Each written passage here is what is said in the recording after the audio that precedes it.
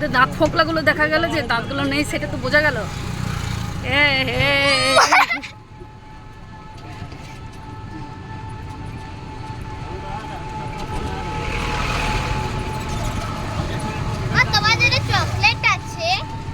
আমার চকলেট আমাকে আবার কে দিল?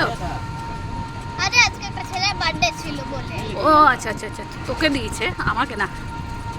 তোমাকে দেব। হ্যাঁ তোমার জন্য রেখেছি। হ্যাঁ, প্রচুর কথা বলে, প্রচুর।